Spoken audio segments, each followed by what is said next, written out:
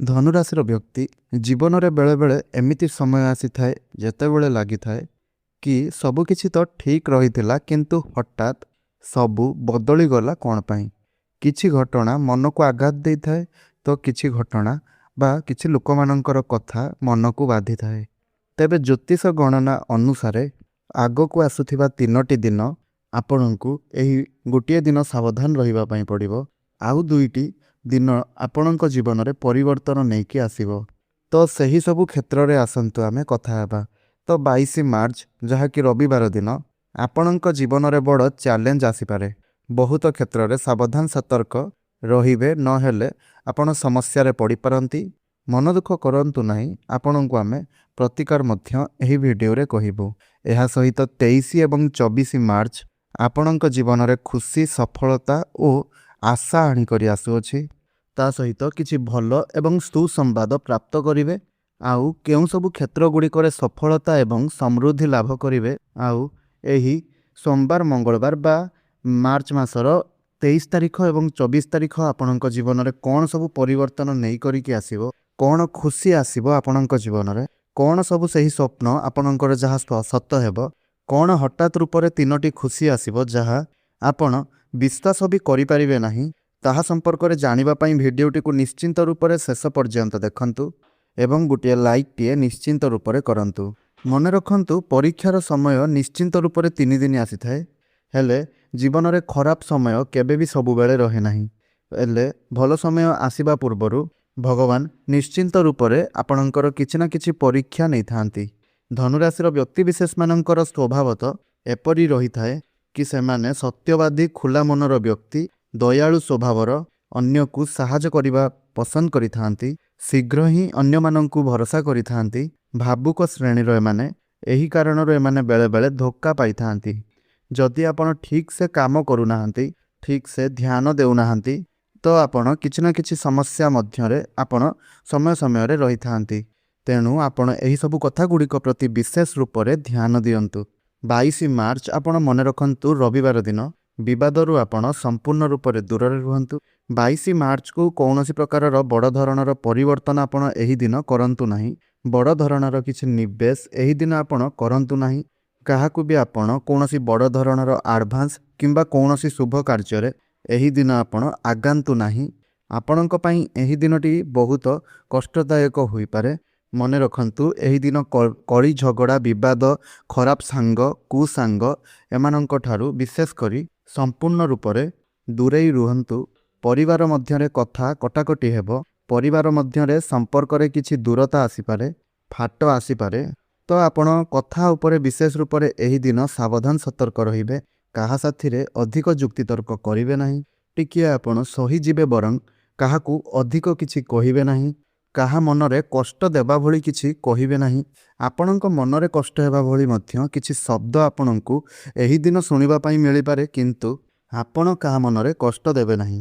ମିତ୍ରଙ୍କ ସହିତ, ସହକର୍ମୀମାନଙ୍କ ସହିତ, ଆଖପାଖ ପରିବେଶର ବ୍ୟକ୍ତିବିଶେଷମାନଙ୍କ ସହିତ କାହା ସହିତ ବି ଆପଣ ଅଯଥା ତର୍କ, ବାଦବିବାଦ, କଥା କଟାକଟି ଏପରି କିଛି ବି ଆପଣ କରିବେ ନାହିଁ। ଏହି ଦିନ ଚୁପ୍ ରହିବା ଆପଣଙ୍କର ବୁଦ୍ଧିମତାର ପରିଚୟ ହେବ। ଯେତେ ଚୁପ୍ ରହିବେ ସେତେ ଆପଣ ଭଲ ସମୟ କାଟିପାରିବେ। ତା ସହିତ ଧନ ସମ୍ବନ୍ଧୀୟ ବଡ଼ ନିବେଶ ଏହି ଦିନ ଆପଣ କରନ୍ତୁ ନାହିଁ। ଧାର ଭାବରେ ଆପଣ କେବେ ବି ଟଙ୍କା ଏହି ଦିନ ଆପଣ କାହାକୁ ବି ଦିଅନ୍ତୁ ନାହିଁ। ଯଦି କାହାର କିଛି ବି ଆବଶ୍ୟକ ପଡ଼ୁଛି, ଆପଣଙ୍କୁ ମାଗୁଛନ୍ତି, ତ ଆପଣ ତାଙ୍କୁ ସାହାଯ୍ୟ କରନ୍ତୁ, କିନ୍ତୁ ଧାର ଆକାରରେ ସୁଧ ପାଇବା ଚକ୍କରରେ କେବେ ବି ଆପଣ ଏହି ଦିନ କିଛି ଧନ ଦିଅନ୍ତୁ ନାହିଁ। ନହେଲେ ଅଯଥା ଖର୍ଚ୍ଚ ମଧ୍ୟ ବନିବ। ଅଯଥା ଖର୍ଚ୍ଚରୁ ଆପଣ ଏହି ଦିନ ସମ୍ପୂର୍ଣ୍ଣ ରୂପରେ ଦୂରେଇ ରୁହନ୍ତୁ। ହଠାତ୍ ଆପଣଙ୍କର କିଛି ଏପରି ଖର୍ଚ୍ଚ ଆସିବ ଯାହା ଆପଣ କରିଦେଇ ପାରନ୍ତି। ପଛରେ ଆପଣଙ୍କର ଆର୍ଥିକ ସ୍ଥିତି ବିଗିଡ଼ିପାରେ, ଯେଉଁ କାରଣରୁ ସମସ୍ୟାରେ ଆପଣ ରହିପାରନ୍ତି ଏବଂ ମାନସିକ ଚାପ ରହିବ। ମନ ଟିକିଏ ଅଶାନ୍ତ ରହିବ। କିନ୍ତୁ ମନେ ରଖନ୍ତୁ, ଏହି ଦିନ ଆପଣ ସକାଳର ଆରମ୍ଭରେ ଯୋଗ, ଆସନ, ପ୍ରାଣାୟାମ, ଆପଣ କିଛି ବି ପରିଶ୍ରମ କରିବା ଭଳି ବା ହେଲା ଭଳି, ଦେହରୁ ଝାଳ ବୁହାଇବା ଭଳି କିଛି କାମ ଗୁଡ଼ିକ କରନ୍ତୁ। ଶରୀରକୁ ସୁସ୍ଥ ରଖନ୍ତୁ। କିଛି ଧ୍ୟାନ ବା ଯୋଗ କରନ୍ତୁ। ମାନସିକ ସ୍ତର ଠିକ୍ ରହିବ ଏବଂ ଏହି ଦିନ ଅଧିକରୁ ଅଧିକ ଚୁପ୍ ରୁହନ୍ତୁ। କାହା ସାଥିରେ ବାଦ ବିବାଦ ଏହିସବୁ କଥା କରନ୍ତୁ ନାହିଁ। तो विशेष रूप से मन रखु मार्च मासर 22 तारिख जहाँकि रविवार दिन यही दिन आपण किछि भी भूल करिथांतु अथवा न करिथांतु सुखिलाटारे किंतु आपणको अपवाद लागिपारे। सुखिलाटारे आपण दोषी होई पारंती। आपण किछि कहि नथिबे, आपण जदि भी कहार भल चिंता करी किछि कहुथिबे हेले ताहार खराब अर्थ खोला जिवो एवं सेथिरे आपण दोषी होई पारंती। तो यही कथा को मन रखी आपण 22 तारिख को सावधान एवं सतर्क रुहंतु। 22 तारिख को आपण एपरि भाबरे जीवाकु दियंतु। रविवार दिन कौनसी भी बड़ धरणर निवेश, कौनसी बड़ धरणर परिवर्तन, कଳି झगड़ा, वाद विवाद एही सबरु आपण निश्चिंत रूपरे दूररे रुहंतु। ता सहित एही दिन आपण सहजरे समस्तंकु भरोसा करंतु नाही। अधिक मिसामिसी आपण काहा साथिरे भी करंतु नाही। समस्ते सबु बेले जे ठीक एमिति भाबिबा आपणक पई भूल। बेले बेले केतेगुडी लोक भूल मध्य होइथांती जाहाको आपण चिन्हि मध्य पारि नथांती। तेणु एही समय रे एही दिन विशेष करी 22 तारिख मिछ कहउथबा बा खळ प्रवृत्तिर लोक, भ्रमित प्रवृत्तिर लोक, ईर्षा करुथिबा लोक जिए आपणकर सफलता को देखि खुशी हुअंती नाही, जिए आपणकर भल को सही पारंती नाही, स्वार्थपर लोकमानंक ठारू एही दिन संपूर्ण रूपरे दूररे रुहंतु। जिए काम सरिले आपणको दूरेई दियंती एहीपरि लोकमानंक ठारू आपण संपूर्ण रूपरे एही दिन दूरेई रुहंतु। किंतु जेतेबेले 23 मार्च आसीजिवो, सोमवारर दिन आसीजिवो, निश्चिंत रूपरे मन रखंतु आपणक जीवन रे निश्चिंत रूपरे आपण शांत अनुभव करिवे। आपण निजको ऊर्जावान अनुभव करिवे। प्रत्येक काम रे आपणकर सकारात्मकता देखादेव। प्रत्येक काम गुड़िक करिपारिवे। एपरि किछि भावना आपणकर जागृत हेबो। अटकी रहितिबा काम आरंभ हेबो। नुआ प्लान किछि आपण करिपारंती। किछि ना किछि कौनसी ना कौनसी दिगरु सफलतार संकेत एही दिन आपणको मिलिबो।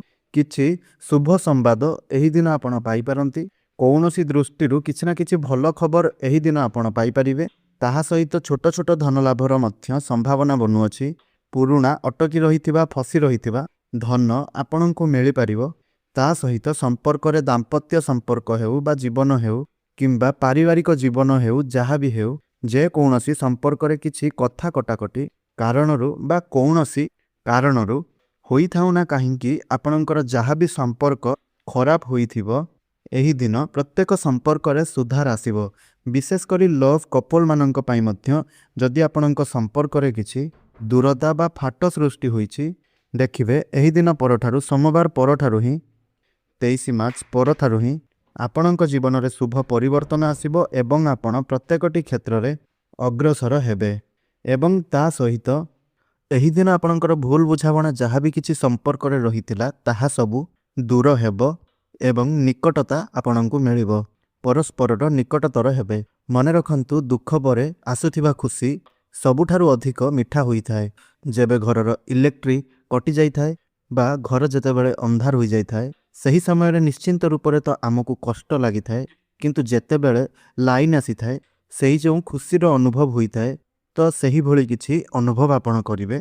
तो 22 मार्च आपणक पई निश्चिंत रूपरे प्रत्येक दृष्टिरु किछि ना किछि समस्या आनी करी आसुअछि। प्रत्येकटी क्षेत्र रे आपणको सावधान एवं सतर्क होई करी रहिबा पई पड़िबो। किंतु 23 मार्च आसीबा क्षणी ही आपणक जीवन रे अनेक शुभ परिवर्तन आसीजिवो। ता सहित 24 मार्च मध्य आपणक पई खुशीर दिन हेबार अछि। एही दिन विशेष करी आपणकर संतानंकु नै, आपणकर छोट भाई भौणी मानंकु नै, आपण मानंक ठारू कम स्तर रे काम करूथबा कर्मचारी मानंकु नै निश्चिंत रूपरे किछि ना किछि खुशी खबर प्राप्त हेबो। एही सबु क्षेत्र रे विशेष करी आपणकु लाभ देखिबा पई मिलिबो। जहा चाहिबे ताहा करि परिबे। अचानक धन लाभर संभावना बनिबो। धन जहा भी किछि आपण इच्छा करिथिबे ताहा आपण पाई परिबे। जदि कौनसी भी किछि भी डील आपणकर करिवार अछि, काहा ठारू किछि भी काम हासिल करिवार अछि, तो एही दिन आपणक कथारे भारीपण रहिबो। जहा कहिबे ताहा रहिबो। आपणकर कथा मधुर रहिबो। लोक माने आपणकर कथा प्रति आकर्षित रहिबे। तो एही दिन आपण जहा भी किछि करिवाकु चाहुछंती ताहा आपण करि परिबे। नुआ सुजोग मध्य एही दिन आपणक पाखकु आसी पारे। शुभ संवाद किछि पाई पारंती। घरे शांतिर माहौल रहिबो। शांतिर परिवेश रहिबो। कौनसी इच्छा आपणकर पूर्ण हेबो।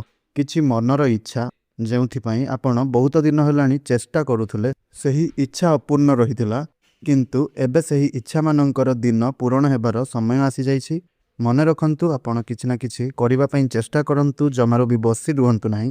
ନିଜ ଜୀବନରେ ଟିକେ ସକାରାତ୍ମକ ପରିବର୍ତ୍ତନ ଆଣିବା ପାଇଁ ଚିନ୍ତା କରନ୍ତୁ। ସୋମବାର ଦିନଠାରୁ ଆପଣ ଲାଗି ପଡ଼ନ୍ତୁ।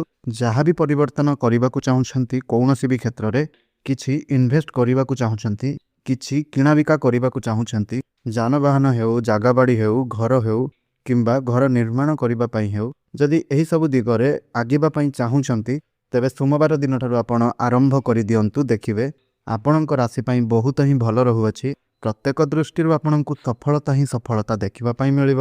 ଧନୁରାଶିର ବ୍ୟକ୍ତିବିଶେଷମାନଙ୍କ ଜୀବନରେ 23 ମାର୍ଚ୍ଚ ଠାରୁ ହିଁ ଆପଣଙ୍କ ଜୀବନରେ ଶୁଭ ପରିବର୍ତ୍ତନ ଆସୁଅଛି। ଏବେ ଯାହା ବି କିଛି ଚାଲୁଅଛି ତାହା ତ ସ୍ଥାୟୀ ନୁହେଁ, ଏହା ଏକ ପର୍ଯ୍ୟାୟ ରହୁଛି, ଯାହାକି ବହୁତ କମ୍ ସମୟ ମଧ୍ୟରେ ଆପଣଙ୍କର ଆଗକୁ ଆପଣଙ୍କ ଜୀବନରେ ଶୁଭ ପରିବର୍ତ୍ତନ ଆସିବାକୁ ଯାଉଅଛି। ଆପଣ ଗୋଟିଏ କଥା ମନେ ରଖନ୍ତୁ କି ଆପଣ ସୋମବାର ଦିନ ମାନେ 23 ତାରିଖ ଦିନ ନିଶ୍ଚିନ୍ତ ରୂପରେ ମହାଦେବଙ୍କର ଦର୍ଶନ କରନ୍ତୁ। ଭଗବାନ ଶିବ ଶମ୍ଭୁଙ୍କର ଦର୍ଶନ କରନ୍ତୁ। 7ଟି ବେଲପତ୍ର ଆପଣ ଭଗବାନଙ୍କୁ ଅର୍ପଣ କରନ୍ତୁ ଏବଂ ଓମ୍ ନମଃ ଶିବାୟ ଏହି ମନ୍ତ୍ରଟିର ଜପ 11 ଥର, 21 ଥର କିମ୍ବା 108 ଥର ଜପ କରନ୍ତୁ। ଏହିପରି କରିବା ଦ୍ୱାରା ଆପଣ ଯେକୌଣସି କାମରେ ଯିବେ, ଯେକୌଣସି ଲକ୍ଷ୍ୟରେ ଯିବେ, ଆପଣ ସେଥିରେ ସଫଳତା ଆପଣଙ୍କୁ ନିଶ୍ଚିନ୍ତ ରୂପରେ ପ୍ରାପ୍ତ ହେବ। ତା ସହିତ ମଙ୍ଗଳବାର ଦିନ ଯେଉଁ ବଡ଼ ଲକ୍ଷ୍ୟରେ ଆପଣ ଯାଉଛନ୍ତି, କୌଣସି ବଡ଼ ସଫଳତା ପାଇବାର ଅଛି, କୌଣସି ବଡ଼ କାମ ନେଇ ଆପଣ ଯାଉଛନ୍ତି, ଭଲ ଚିନ୍ତା ବିଚାର ନେଇ ଯାଉଛନ୍ତି, ଯଦି ମନରେ କିଛି ସନ୍ଦେହ ରହୁଅଛି ତେବେ ମନେ ରଖନ୍ତୁ ପ୍ରଭୁ ହନୁମାନଙ୍କର ଦର୍ଶନ କରିକି ଯାଆନ୍ତୁ। ହନୁମାନଙ୍କର ପାଦର ସିନ୍ଦୁର ଆପଣ ନିଜର ମଥାରେ ଧାରଣ କରିକି ଯାଆନ୍ତୁ। ଦେଖିବେ ଆପଣ ପ୍ରତ୍ୟେକ କାମରେ ସଫଳତା ପ୍ରାପ୍ତ କରିବେ। ତା ସହିତ ଓମ୍ ହଂ ହନୁମତେ ନମଃ ଏହି ମନ୍ତ୍ରଟିକୁ 11 ଥର, 21 ଥର କିମ୍ବା 108 ଥର ଜପ କରନ୍ତୁ। ଦେଖିବେ ଆପଣ ପ୍ରତ୍ୟେକଟି କାମରେ ଆପଣଙ୍କୁ ଶୁଭ ପରିଣାମ ଦେଖିବା ପାଇଁ ମିଳିବ। ତା ସହିତ 22 ତାରିଖକୁ ଆପଣ ମନେ ରଖନ୍ତୁ, ଯଦି ଆପଣଙ୍କର କିଛି ବି ସମସ୍ୟା ରହୁଅଛି, ଯଦି ଆପଣ ସେହି ସମସ୍ୟାମାନଙ୍କରୁ, ସେହି ଅସୁବିଧାମାନଙ୍କରୁ ଦୂରରେ ରହିବାକୁ ଚାହୁଁଛନ୍ତି, ତାହେଲେ ରବିବାର ଦିନ ଆପଣ ସକାଳୁ ଉଠିବା ପରେ ଆପଣ ବାହାରେ ଦେଖିବେ ଗୋଟିଏ ଛୋଟ ଦୁବଘାସଟିଏରୁ ଗୋଟିଏ ପତ୍ର ଆପଣ ଛିଡ଼ାଇ ଆଣନ୍ତୁ। ଏହାପରେ ତାକୁ ଫୋପାଡ଼ି ଦିଅନ୍ତୁ। ଏହାପରେ ଦେଖିବେ ଆପଣଙ୍କ ଜୀବନରେ ଯାହା ବି କିଛି ସେହିଦିନ ସବୁ ବାଧାବିଘ୍ନ ଗୁଡ଼ିକ ରହୁଛି ଏବଂ ତାହା ସବୁ ଦୂର ହୋଇଯିବ। ଏହା ସହିତ ପ୍ରଭୁ ଶ୍ରୀ ଗଣେଶଙ୍କର ପ୍ରାର୍ଥନା କରନ୍ତୁ ଏବଂ ତାଙ୍କର ଆଶୀର୍ବାଦ ପ୍ରାପ୍ତି ପାଇଁ ପ୍ରାର୍ଥନା ମଧ୍ୟ କରନ୍ତୁ। ଦେଖିବେ ଆପଣଙ୍କ ଜୀବନରେ କୌଣସି ବି ସମସ୍ୟା ରହିବ ନାହିଁ। ଆପଣ ପ୍ରତ୍ୟେକ କାର୍ଯ୍ୟରେ ସଫଳତା ଲାଭ କରିବେ।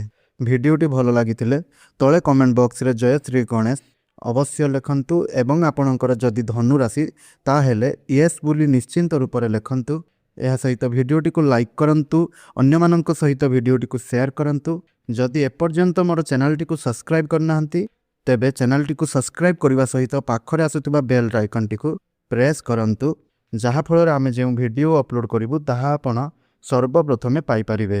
ଧନ୍ୟବାଦ।